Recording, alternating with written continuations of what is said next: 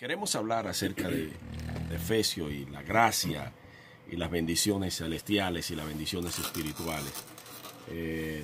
Si pueden dar lectura a Efesios capítulo 1, verso 13 en adelante, y Efesios capítulo 2, verso 1 al 5.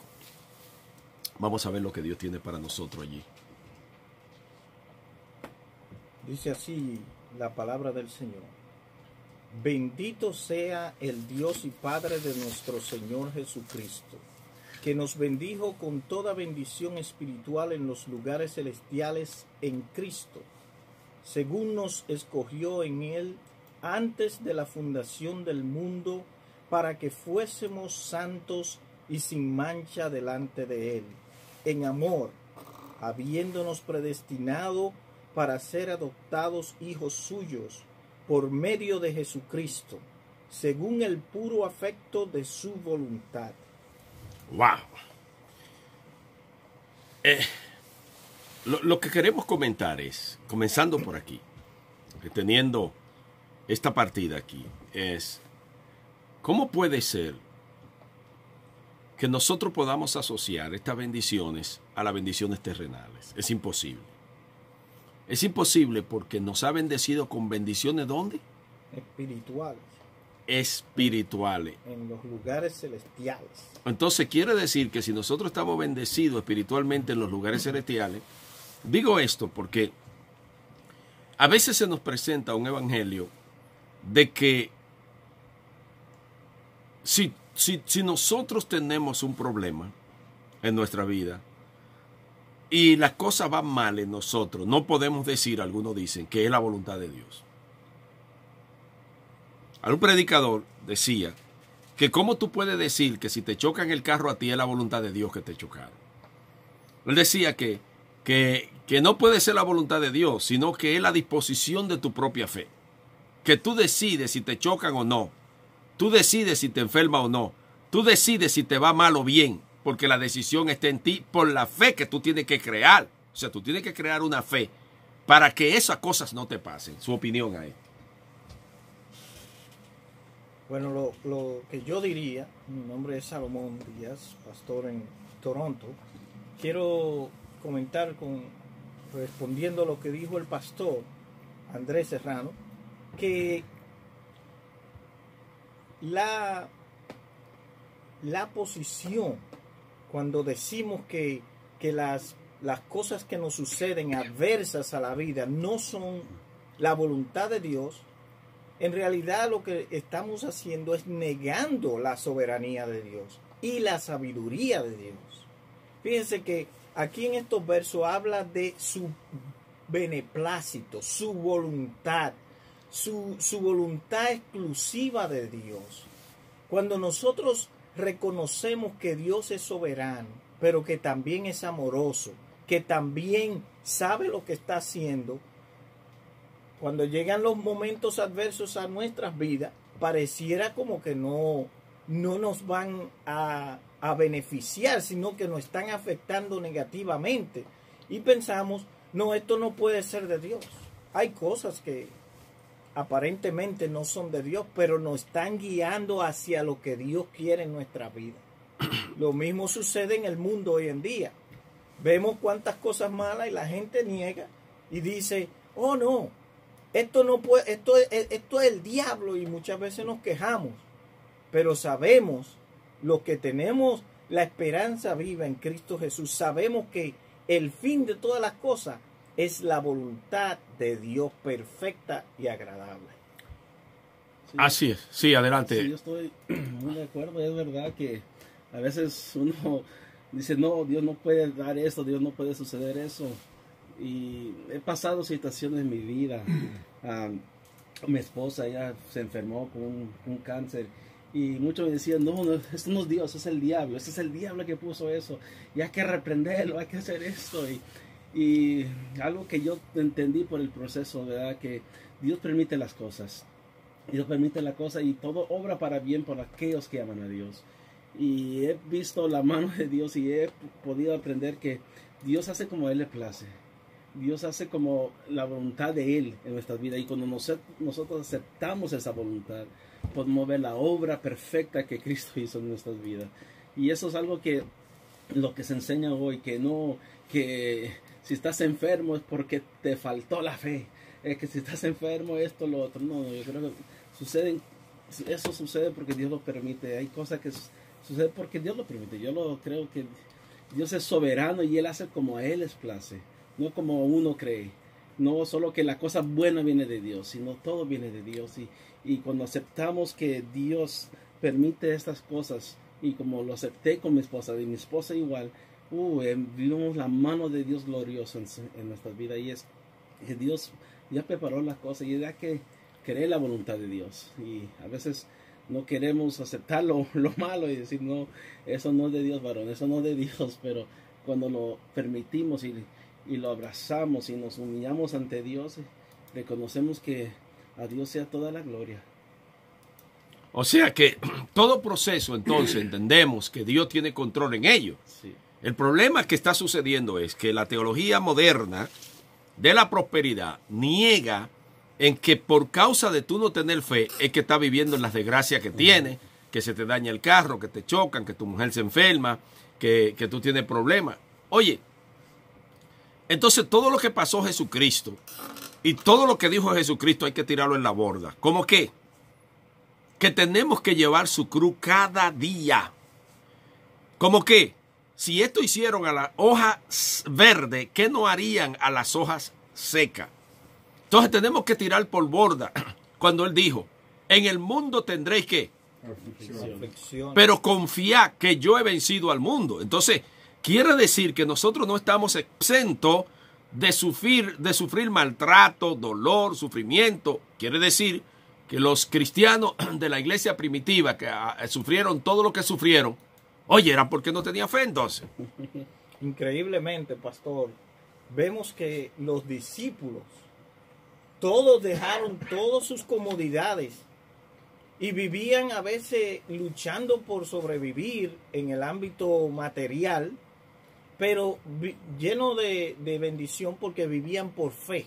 No acumulaban riqueza, no acumulaban ninguna de esas bendiciones que supuestamente nos presentan como lo que indica que Dios está con nosotros.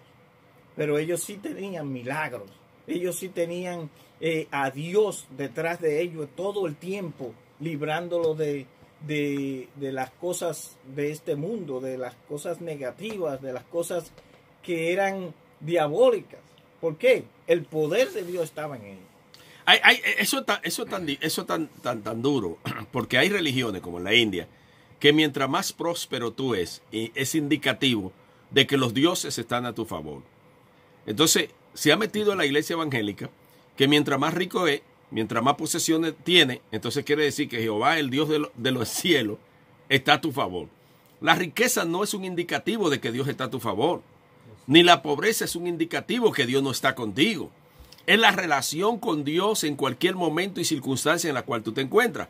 Entonces, estamos persiguiendo riqueza y fortuna, supuestamente siguiendo a Dios, pero nosotros estamos siguiendo riqueza y fortuna, no es por Dios, es por mi propia ambición, es por mi propia vanidad, es por mí mismo. Entonces, tenemos que entender que esa teología tiene que ser descartada totalmente y que tú vas a tener problemas y que quizá en este momento tú tienes problemas. En este momento tú puedes estar enfermo, en este momento tú puedes tener circunstancias difíciles. Y en este momento nosotros podemos orar por ti, Dios te sana. Como también en este momento oramos por ti, te mueres de una vez. Porque esa es la voluntad de Dios. Hay algo que yo quisiera aportar en cuanto al tema. Y es que muchas cosas que nos acontecen a nosotros, que a veces vemos como mal, que se presenta como algo malo a nuestras vidas, Dios saca provecho de eso. Y como en alguna parte de las escrituras hemos visto cosas que han ocurrido, donde Dios mismo dice que es para Él glorificarse. Entonces, tenemos que entender que muchas cosas que van a acontecer en nuestras vidas, que de repente nosotros vamos a ver en el momento, que nos son de aflicción, primero, nos van a hacer que nosotros nos acerquemos más a Dios y tengamos más confianza en Dios. Y otro, que va a ser testimonio para aquellos que no conocen a Dios. Dios se vale de todos estos momentos para Él glorificarse. Entonces tenemos que entender que no todo lo que nosotros creemos que es malo, porque bien como citó nuestro hermano aquí, el pastor Andy, en las escrituras dicen que los que aman a Dios, todas las cosas le ayudan a bien. Obviamente, esto es según a lo que conforme a su propósito son llamados. Entonces, fíjense, volvemos al texto. Efesios capítulo 1, verso 3. Y luego vamos a entrar en el capítulo 2. Bendito sea Dios y Padre de nuestro Señor Jesucristo. Ahora miren, marque esto. Que nos bendijo con toda bendición espiritual en los lugares celestiales en Cristo. Ni siquiera está mencionando con toda bendición aquí en la tierra. Y está hablando de la bendición espiritual.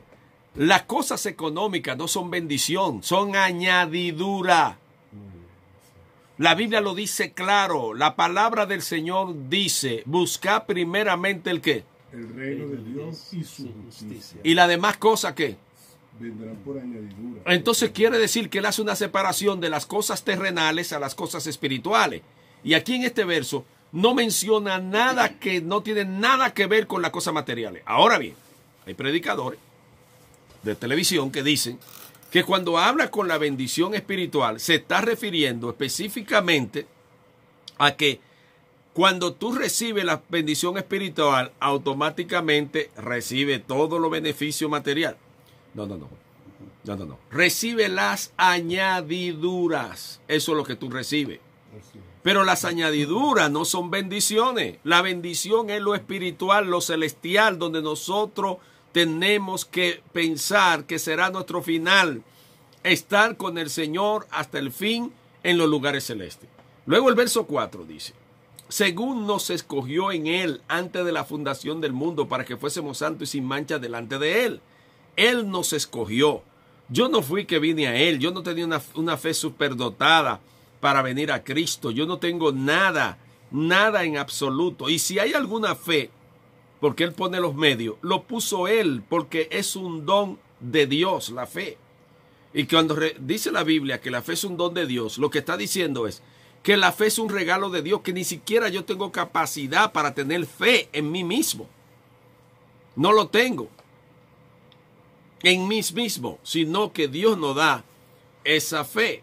El verso 5, en amor, habiendo predestinado para ser adoptado hijo suyo por medio de Jesucristo, según el puro afecto de su voluntad. En otra palabra, porque Él quiso. Ya. También vemos que, oiga, fuimos adoptados. Es una bendición espiritual. ¿Ok? Sí. Según su voluntad. En el 7 hay otra bendición espiritual, el perdón de los pecados.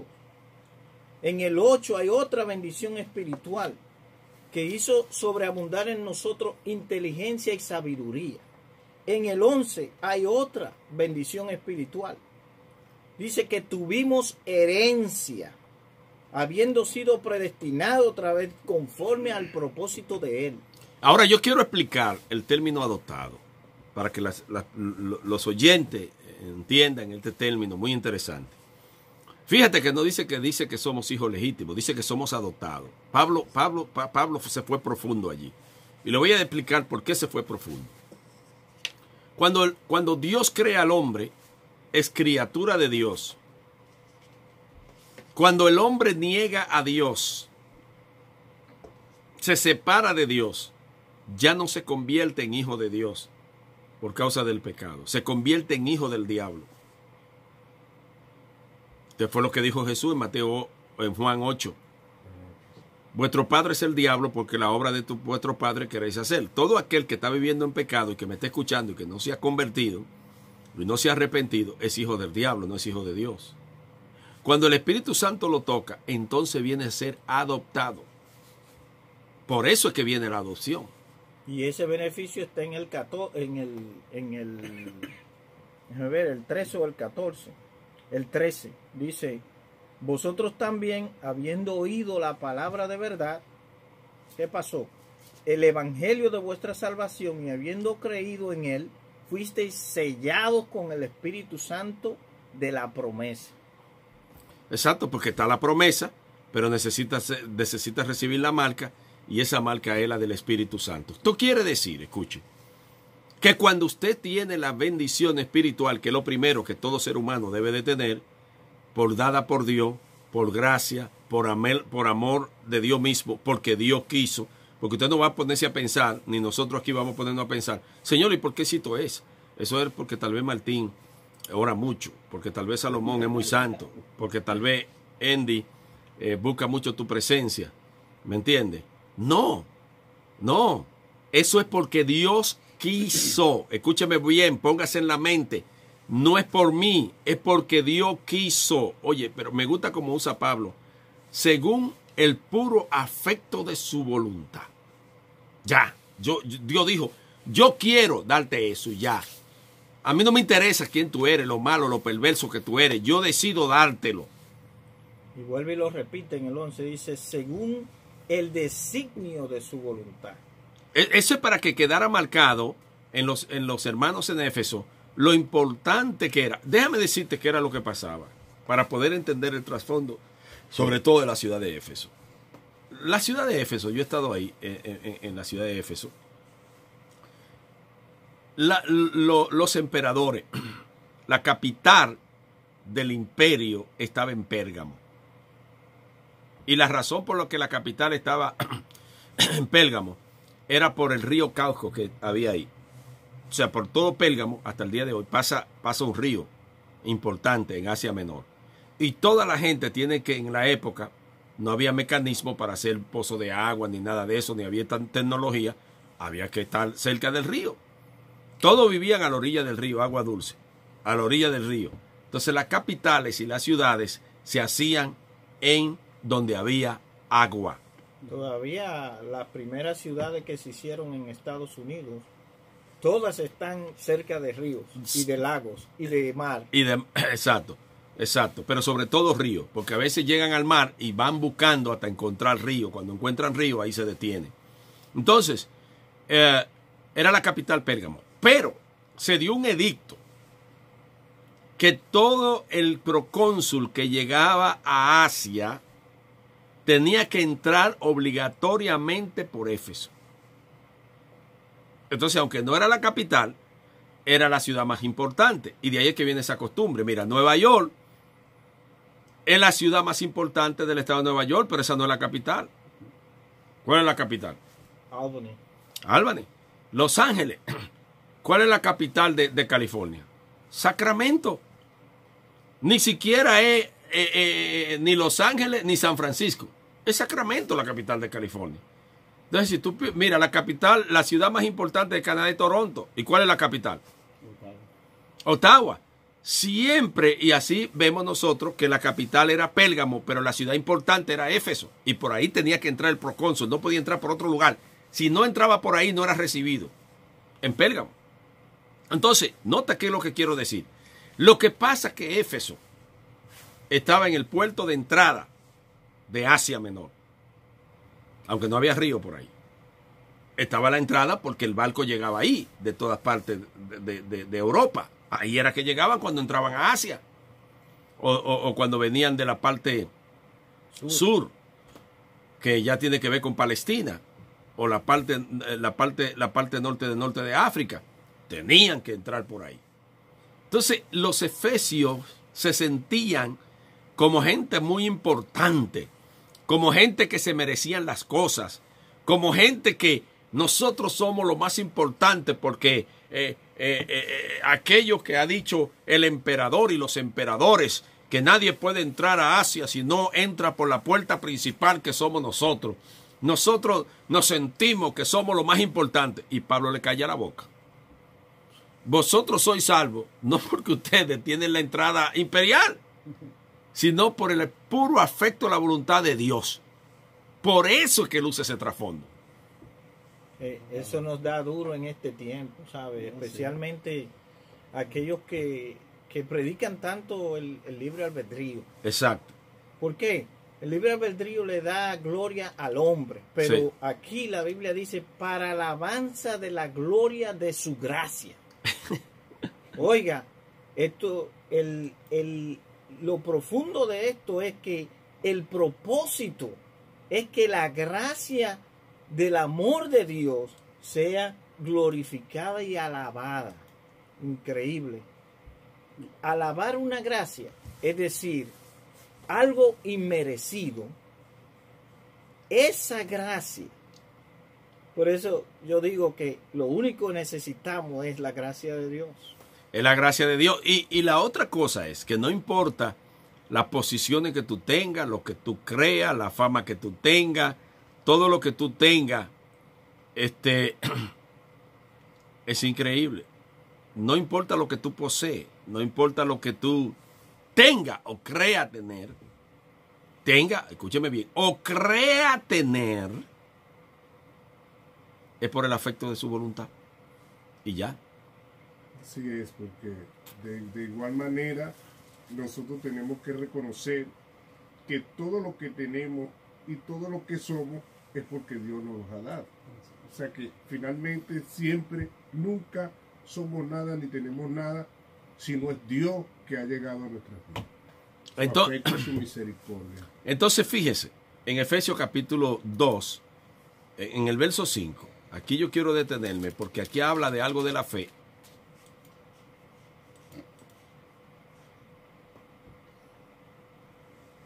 Desde el verso 4, Efesios 2, alguien me lee. Desde el verso 4, dice así: pero Dios, que es rico en misericordia, por su gran amor con que nos amó, aun estando nosotros muertos en pecado, nos dio vida juntamente con Cristo. Por gracia soy salvo. Sigue leyendo. Y juntamente con Él nos resucitó y asimismo nos hizo sentar en los lugares celestiales con Cristo Jesús, para mostrar en los siglos venideros la abundancia y riqueza de su gracia en su bondad para con nosotros en Cristo Jesús. Porque por gracia soy salvo por medio de la fe, y esto no de vosotros, pues es don de Dios. Hasta ahí. Oye, aquí es que está el problema de la discusión. De que nosotros vemos el punto principal aquí, que es gracia. Por gracia soy salvo. Pero, y añade, por medio de la fe. Ok. El problema de los arminianos es que dicen, ok, somos salvos por gracia, está bien. Pero si tú no tienes fe, tú no eres salvo. Como si nosotros pudiéramos fabricar fe. Exactamente. Entonces, si tú tienes una situación que te está yendo mal, que no tiene comida, que no tiene trabajo, que tu mujer se enfermó, que tu hijo se está muriendo, eso es porque tú no tienes fe. Oiga lo que le voy a decir a usted. Ningún ser humano tiene fe por sí mismo. Eso no existe en ninguno de nosotros. Pero nos están atribuyendo a nosotros que nosotros vamos a decidir tener fe. Oye, aquel hombre que fue donde Cristo y le dijo, Señor, mi criado creo que fue, está enfermo. Y el Señor le dijo, ¿tú crees? ¿Y qué fue lo que le contestó? Ayuda. Mi incredulidad. Porque ningún hombre puede creer, ninguna mujer, al menos que Dios ponga la fe, porque es un don de Dios. Así es. O sea, Dios para salvarnos pone los mecanismos Él mismo para guiarnos a nosotros a esa salvación que Dios nos ha dado. Él pone los medios. Y otros se agarran del versículo que dice, tu fe te ha salvado. Pero tu fe te ha salvado, pero esa fe ¿de dónde vino? Exacto. Porque solamente ponen el énfasis en el recipiente. Pero ¿y el dador? Sí. El dador es el que debe llevar la gloria. Ahora, algo que quería poner que me encanta mucho, donde segunda de Corintios 5, 18 dice, y todo esto proviene de Dios, quien nos reconcilió con Él mismo. Todo viene de Dios. Dios es el que pone las cosas, Dios es el que pone la fe. El ser humano por sí mismo no es capaz de hacer nada. Somos inútiles. No podemos llegar a ser Dios si no es por Dios mismo. Pero mira que lo que sucede. Humanamente, si yo digo tengo fe y le digo a ti, Andy, te digo a ti, a mí Dios me responde porque yo tengo fe. A ti Dios te responde porque tú no tienes fe. Yo te lo digo así.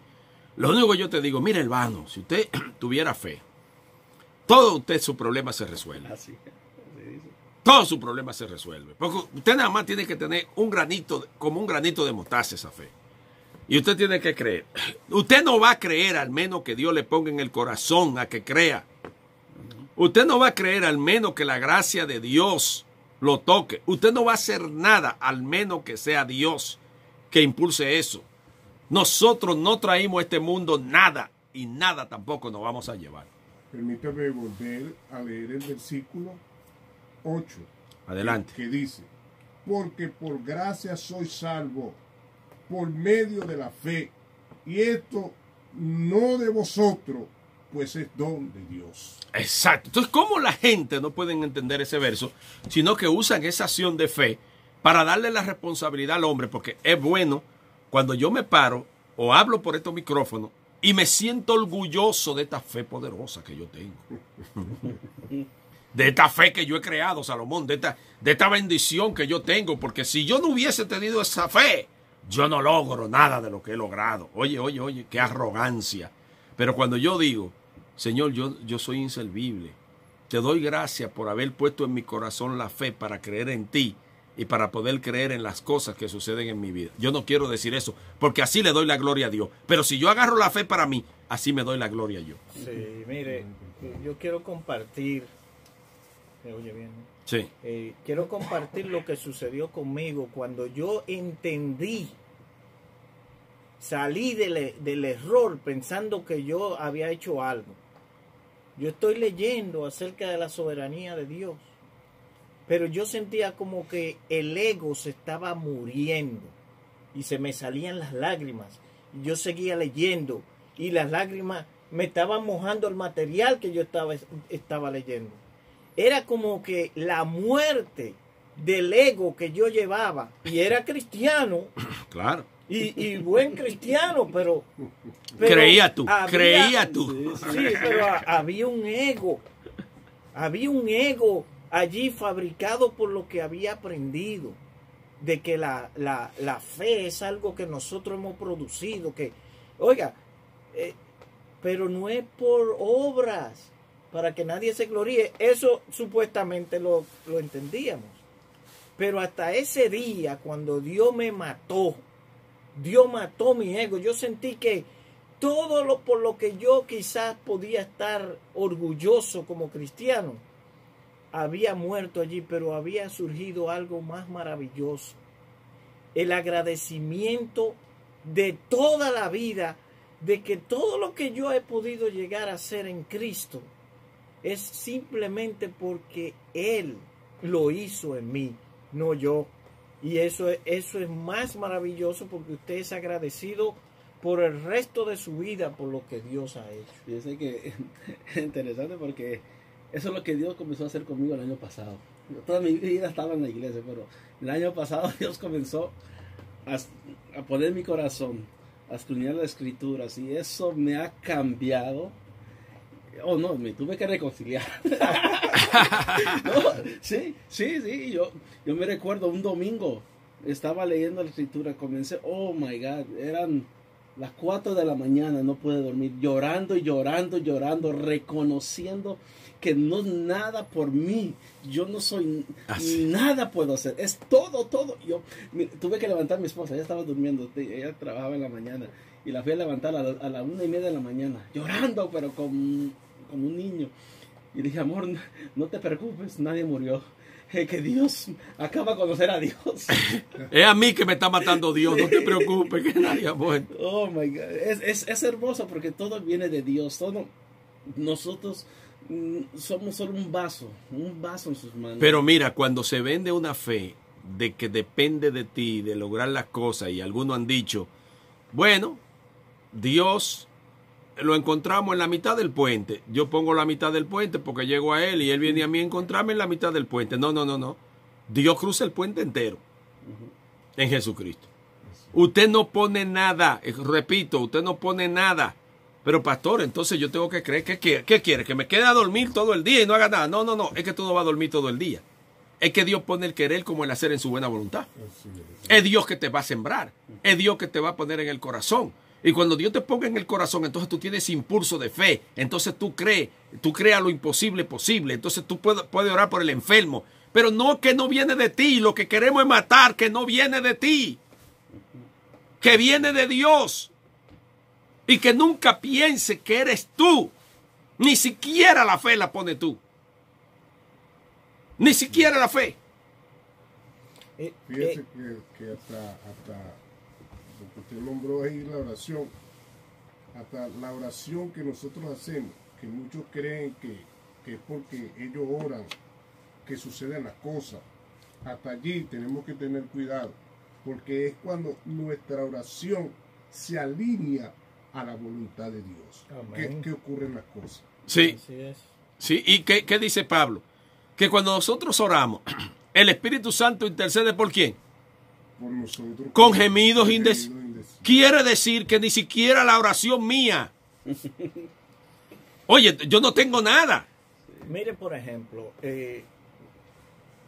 ¿cómo poner un ejemplo vívido? Usted necesita dinero, ¿verdad? Para comprar alimentos. Pero usted no tiene dinero, usted tiene que buscar el dinero. ¿Qué tal si yo le digo que usted necesita fe para aceptar a Cristo? Y Cristo exige la fe, porque sin fe es imposible agradar a Dios. Así es. La exige. Sí. Nosotros no la tenemos. Exacto. Pero Dios en su misericordia nos la da. Exacto. Entonces usamos la fe. Exactamente. Pero ¿qué sucede? Que nosotros seguimos poniendo la vista en las cosas materiales. Cuando vemos a una persona que viene al Señor arrepentido, llorando y haciendo todo eso, vemos la obra humana y no vemos la obra del Espíritu Santo. Porque antes de que ese hombre o esa mujer venga llorando ante los pies de Cristo, sea compungido, sea redarguido de su pecado, es un trabajo intenso del Espíritu Santo, de transformación, de regeneración, de resurrección. Sí. Porque dice que tenemos que nacer de nuevo. ¿Y quién puede nacer de nuevo por su propia voluntad? No, nadie puede nacer por su propio, porque tiene que haber, primeramente, para poder nacer, tiene que haber una relación en dos personas, que es la obra de Dios, la obra del Espíritu Santo en Jesucristo. No fue lo que pasó con María y tuvo que haber una obra así. Entonces, ¿cómo yo voy a nacer? ¿De qué? Tengo que nacer de agua y del Espíritu, ¿no es lo que dice? Así Hay es. que nacer de Dios. Exacto. Nadie puede venir a mí si el Padre no lo trae. Eso es otro verso que nos da duro. Sí. Hay otro verso en 1 Corintios que dice, nadie puede llamar a Jesús Señor sino por el Espíritu Santo. Entonces, ni siquiera la persona puede llamar a Jesús. Ahora, ¿cómo una persona que no tiene el Espíritu Santo puede llamar a Jesús? Esa es la otra pregunta. Bueno, Una persona que no, ¿cómo puede llamar a Jesús Señor, Señor si no tiene al Espíritu Santo? ¿Y cómo puede tener al Espíritu Santo si no ha sido tocado por el Espíritu Santo y redarguido por el lo que Espíritu Santo? sucede es que algunas personas creen que decirle a Jesús Señor es suficiente. No. En aquel día, dice el Señor, muchos vendrán, Señor, Señor, en tu nombre hicimos milagros. No es llamar a Jesús Señor de boca, es reconocerlo como Señor. Eso es algo espiritual, es algo que ya se convierte en un DNA de nosotros, porque es que tiene que salir de la fe que viene de Dios. Sí. Es como una receta que usted, sin esa receta usted no puede hacer el pastel. Usted Así no es. puede ser cristiano y tener fe si usted no tiene el ingrediente que proviene de Dios. O sea que Dios nos escogió para que nosotros pudiéramos tener una relación con Él. Así fue. No fue que yo vine a tener una relación con Dios. Yo no vine a buscar una relación con Dios. Yo quisiera que alguien me llame y me diga a mí cuándo salió y se levantó una mañana y dijo, hoy voy a buscar a Cristo. Déjame salir para la calle a ver dónde está Cristo. Aunque lo haga, ¿quién lo puso en su corazón? Porque Dios. ese es el caso. Dios, exacto. Y lo que ha pasado mayormente, lo que estoy diciendo es que la persona en un momento determinado fue a un lugar oyó algo, algo lo tocó y ahí fue redarguido. Ya eso es todo. Sí, así es. Eso es todo. Entonces, ¿por qué nosotros estamos oyendo a estos predicadores que le quieren poner la responsabilidad al hombre y lo hacen al hombre como el heredero, el que agarra la salvación, el que va a perder la salvación cuando quiere, el que deja la salvación cuando quiere y la toma cuando quiere y la agarra cuando quiere? Como que eso es algo ahí que yo decido hacerlo. Usted no decide nada. La única cosa que usted decide hacer, y de veras que decide hacer, es pecar. Yo creo, Así es. yo creo Esclavo. Yo creo algo específico. Mire, hay consolación saber que el que nos escogió fue Dios. Claro. Que el que comenzó en nosotros la buena obra la completará hasta el final. Yo estaría aterrorizado si la salvación dependiera de mí. Yo fallo todos los días, varón. Entonces, si la salvación depende de mí, yo voy a estar aterrorizado el resto de mi vida. Mira, el daño más grande que se ha hecho a los templos, no a la iglesia de Cristo. Por eso uso el término de los templos, la gente que va a los templos. Porque la iglesia de Jesucristo no tiene ese problema. Porque el que es llamado, dice la Biblia, no se perdió solamente el hijo de perdición. Y lo que tú me has dado, dijo Jesucristo, lo he guardado ¿hasta dónde? Hasta el fin. Hasta el fin. Olvídese de eso, que todos los que nos están escuchando en esta mañana, solamente los escogidos pueden entender lo que estamos hablando. El que no es escogido nos está maldiciendo ahora mismo y dice, esto no saben lo que están hablando. Bueno, pero vamos a seguirle dando medicina a esa gente. Permítame leer en Romanos 9, desde el versículo 10 en adelante. Dice así: y no solo esto, sino también cuando Rebeca concibió de uno, de Isaac nuestro padre, pues no habían aún nacido, ni habían hecho aún ni bien ni mal, para que el propósito de Dios conforme a la elección permaneciese no por las obras, sino por el que llama. Se les dijo, el mayor servirá al menor, como está escrito, a Jacob amé, mas a Esaú aborrecí. ¿Qué pues diremos? ¿Que hay injusticia en Dios? En ninguna manera. Pues a Moisés dice, tendré misericordia del que yo tenga misericordia, y me compadeceré del que yo me compadezca. Así que no depende del que quiere ni del que corre, sino de Dios que tiene misericordia. Wow. Esa es la soberanía de Dios. O sea, aquello que le gusta cuestionar a Dios, pues. ¿Sabe? También hay algo muy bueno en estos versículos, varón. Fíjese, cuando dice que Dios nos bendijo con toda bendición espiritual en los lugares celestiales, allí habla de nuestra posición en el Evangelio, nuestra posición en Dios. Nosotros somos el cuerpo de Cristo, ¿verdad? Y Cristo está en su cuerpo sentado a la diestra de Dios. Nosotros estamos en Cristo. Aquí cuando dice bendiciones espirituales en los lugares celestiales en Cristo. Y después habla de los misterios de su gloria.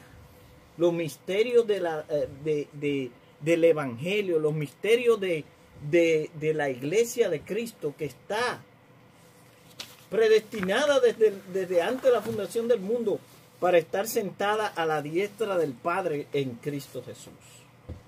Esa es nuestra posición.